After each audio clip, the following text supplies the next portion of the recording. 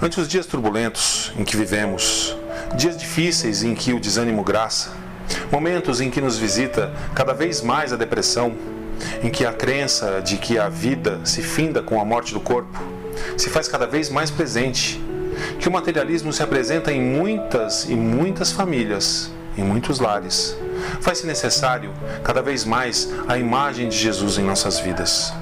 Porém, sabemos que a imagem do nosso Mestre, apesar de nos fazer bem, não nos basta, pois os dias atuais são muito parecidos com os dias em que o Mestre esteve aqui conosco.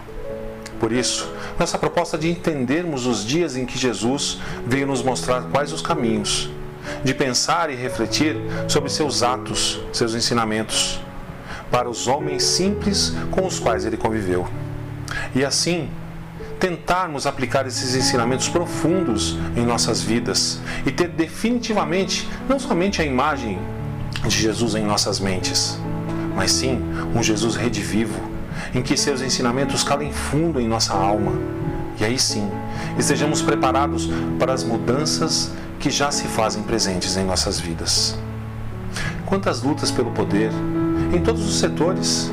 Engajamo-nos cada vez mais em ter coisas, esquecendo-nos de que tudo ficará aqui, que a partir do túmulo, nossa caminhada será sem nada do que acumularmos, que somente nossas conquistas morais e o amor que amealhamos e que temos sobreviverá a tudo, e que este amor perpassará por toda esta vida e chegará a todas as outras que vierem, que aquilo que a traça e a ferrugem consumirão ficarão aqui com outros mordomos. Assim então, pensando na imagem excelsa de Jesus, em todos os seus ensinamentos, gostaríamos de trazer algumas das histórias que os espíritos nobres trazem através de suas mensagens para tentarmos aplicá-las em nossas vidas. Tentar tê-las como gotas de paz ante o deserto árido que nos rodeia. Trazemos uma das muitas histórias sobre Jesus, para que possam tocar alguns corações amigos que despendem seu tempo em ouvir essas singelas mensagens. A cidade de Cafarnaum era, no tempo de Jesus, uma aldeia de pescadores simples, de camponeses modestos. Mas essas coisas mudariam com o tempo, fazendo com que a cidade fosse importante caminho para cidades maiores, como Damasco. A região da Galileia era caracterizada por um povo simples e modesto, um povo que se contentava com o que produziam e o que tinham, sem se permitir contaminar pelas paixões das grandes cidades do estilo de Jerusalém. Quando o Mestre por lá apareceu, foi acolhido por seus moradores, sem despertar qualquer suspeita de quem seria aquele homem. Aos sábados, na sinagoga, quando ele falava, verdadeiras multidões acorriam para lá, para vê-lo falar, e quanta propriedade tinha o seu falar.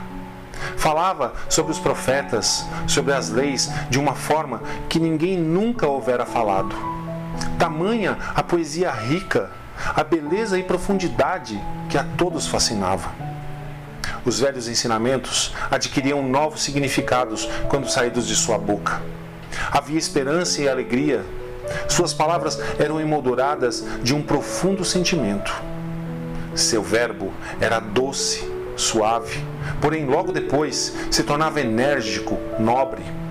Penetrava os corações e lá permaneceria por toda a eternidade. Abria os pergaminhos e lia.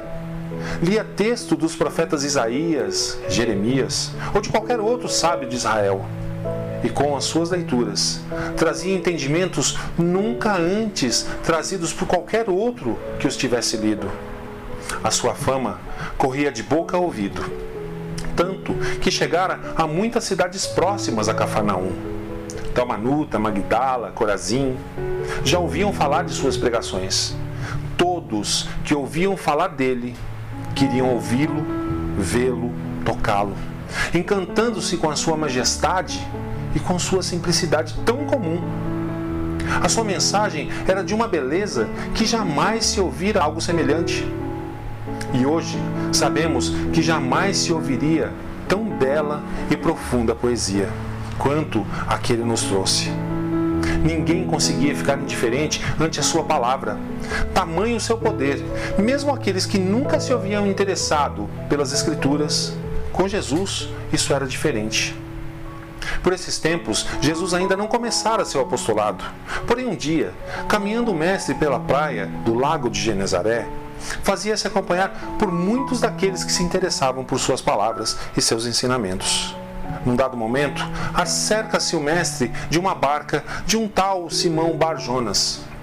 E adentrando-se à barca, propôs ao conhecido pescador que remasse na direção do mar, a fim de se afastarem dos curiosos.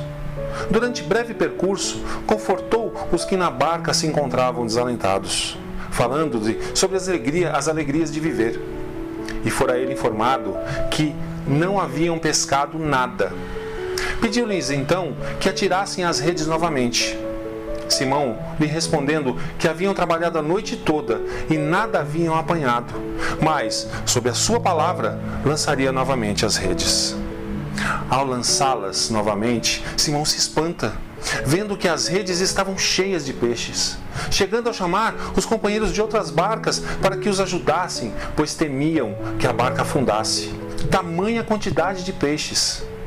Simão, diante dos acontecimentos, tomado de uma emoção tão profunda e de medo, joga-se aos pés do mestre e lhe pede que se afastasse dele. Pois ele, Simão Bar-Jonas, não era digno de estar com ele, pois ele era um pecador.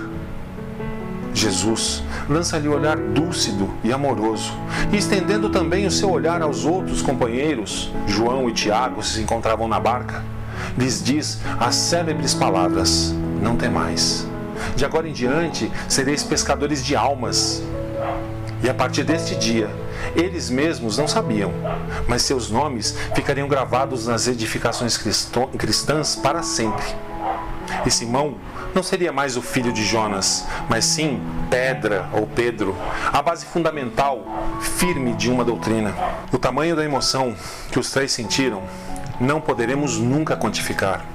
Mas ao final dessa viagem com o mestre, ainda em sua barca, os três deixaram a barca e o seguiram. Assim, meus amigos, meus irmãos, iniciamos algumas das histórias que traremos sobre o Mestre Jesus, para que possamos refletir sobre o que realmente Jesus significa para nós. No início do ministério ao qual estes três foram convidados, não tinham eles a menor ideia do que realmente seria. Mas ao convite daquele que seria o amor não amado, que mais tarde lhes diria que era e ainda o é, o caminho, a verdade e a vida, que ainda hoje nos alivia os fardos pesados de nossas vidas. Aquele que é a vida e vida em abundância, ainda hoje nos convida para que sejamos semeadores nas terras preparadas por Ele mesmo. O convite para o reino dos céus, inscrito em nossos corações, ainda nos aguarda. Basta que estejamos dispostos, mesmo que não nos sintamos preparados e nem mesmo nos sintamos dignos. Sabemos que ainda hoje Jesus nos convida, falando aos nossos ouvidos: vinde ser pescadores de almas, não temas. Que Jesus, o nosso mestre, o nosso amigo, possa nos abençoar hoje e sempre. Muita paz.